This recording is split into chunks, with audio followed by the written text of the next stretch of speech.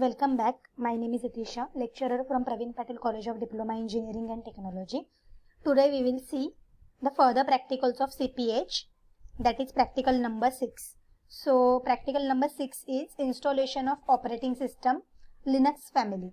So in the last video we have seen installation of operating system Windows family.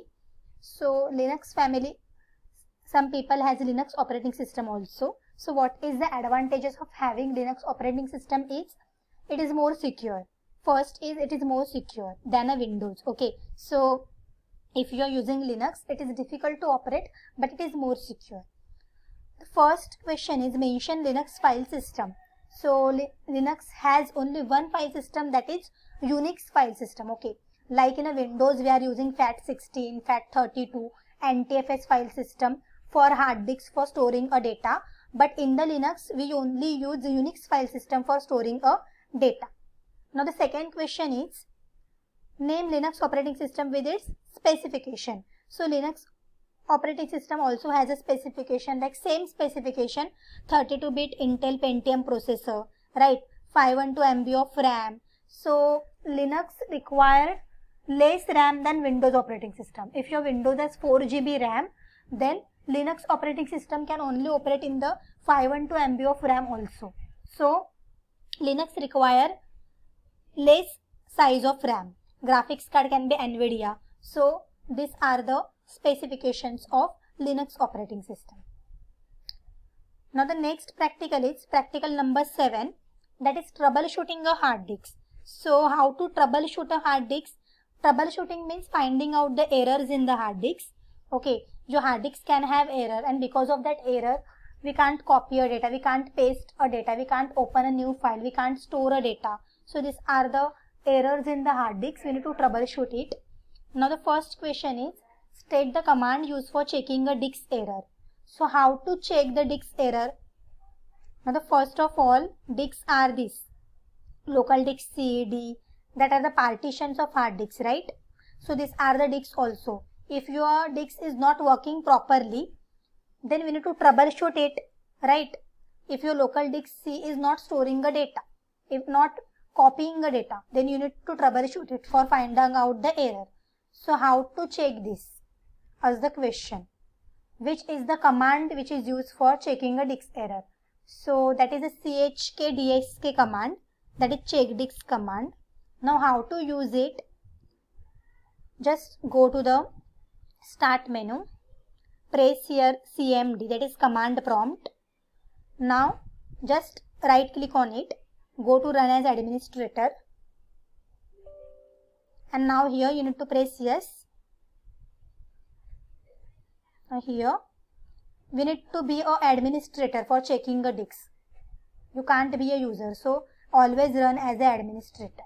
Here press that command chkdsk, and then which disk you want to check. I want to check C, and then colon, and then enter.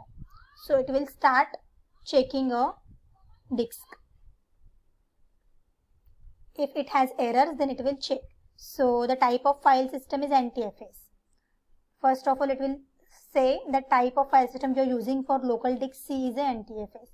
Now it will start checking all the folders, files which are stored in the C disk, and if it find out any error, then it will tell you what is the error. So this is a troubleshooting. Okay, so like this it will check, it will take time.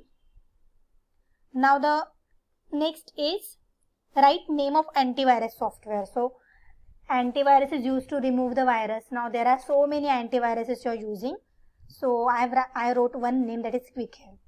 So next is the practical number 8, installation of printer and share printer in a network. So as we have discussed in the chapter number 1, there are types of servers, and one of those is print server. So if you are giving a print on a server computer, then the print will become in a printer, and server printer computers can attach a so many number of client computers also. So you need to use the server computer also, or installation of printer and share a printer in a network. Okay, so this is the practical. So the first question is state memory available in a printer. So printer also has memories first, like your computer has memory, printer also has a memory. And for which purpose memory is used? Because if you are giving a print to the printer, right, so some pages it will be printed. So which pages you are giving it to a print, so all those pages will be stored in a printer for a temporary, and after printing that pages it will remove it from the memory. So printer also has a temporary memory. It is also called as single inline memory model, that is SIMM. Okay, so printer's memory is also called as single inline memory model, that is SIMM. It can be of 2 MB, 4 MB or 16 MB depend on your printer. So when you are giving a print to the printer, that print soft copy will be stored in a printer for printing, and after printing the pages it will remove it from its memory because it is temporary memory, right? The second question is write the features of printer available for installation. So which features you need to see in the printer for installation? So first of all, see the printer speed. What is the speed of your print? How many pages it is printing per minute? Printer quality, you need to see the printer quality also. Duty cycle is same. How many pages your printer is printing per minute? That is a duty cycle. So it depends on your quality of your printer, right? Some printers are printing 10 pages per minute. Some printers are printing 20 pages per minute. It depends on your printer. Ink replacement cost. Now, ink replacement cost is also important. Some printer inks are costly. So every time when you are changing a ink, it will be costly for you. So when you are installing a printer, see how many cost has ink replacement. Okay, so ink replacement is also a very important feature in the printer installation. If it is costly, then you can take it a medium range. So ink replacement is also a main point. Ink, we can call it as a cartridge in the print. So that ink boxes are we can call it as a cartridge. Okay, so whatever the ink boxes are there in your printer for printing, that boxes are called as a cartridge. Now the next is the practical number 9. Set keyboard, mouse, monitor, speaker, microphone and LCD projector. So how to set it? So the first question is list the different multimedia and function keys and on the keyboard used. So you can see on your keyboard there are different function keys are available. It is ranges from F1 to F12. Okay, so from F1 to F12 there are different function keys are available. So this PPT I have shared in the classroom study all these keys for the exam. Okay, so F1, why F1 is used, why F2 is used, all this multimedia function keys has its own use.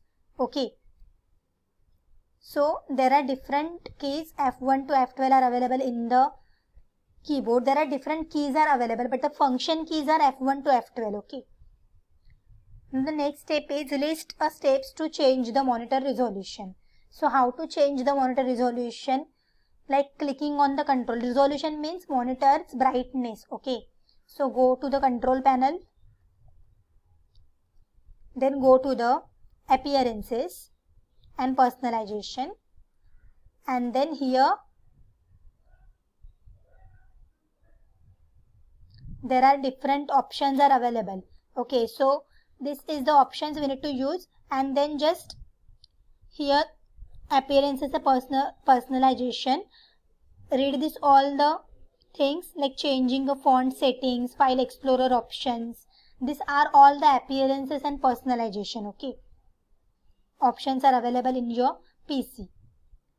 You can change it from going in the settings also, like just go to the settings.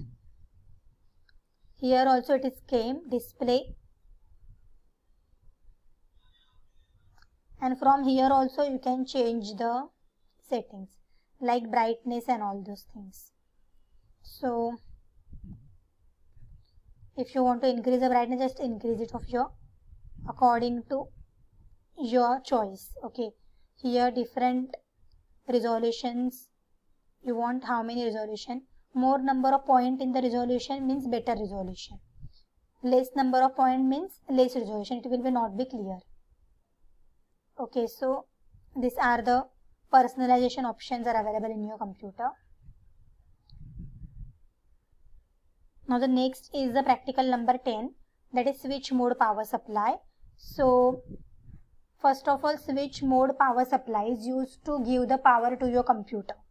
All the motherboard parts, RAM, ROM, whatever it is, processor, okay, all those parts, by using a switch mode power supply, we are giving a power. This is a separate chapter in the CPH, that is the last chapter, chapter number 6. PPT is posted in the classroom, study that PPT. Okay, so the first is write wattage of SMPS. So according to the wattage, that is voltage of SMPS, your SMPS will be work. Okay, if it has less number of watt means how many power it is giving.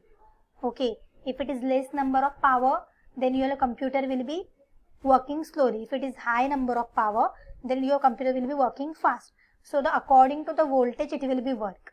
Like every part of motherboard has different wattages, and all those power supply is giving by the SMPS, that is switch mode power supply. So all the parts in your computer, power supply is given by SMPS only.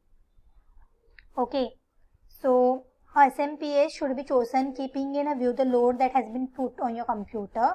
How many load are you putting? If you are using a computer for gaming purpose, then it will take more power. So SMPS should be of more wattage. Okay, the higher watt PSU will supply more power for more heavy work. So if according to the wattage, choose the SMPS. Okay, if you're putting so much heavy load on your computer and you're using less wattage of SMPS, then it will not worthy.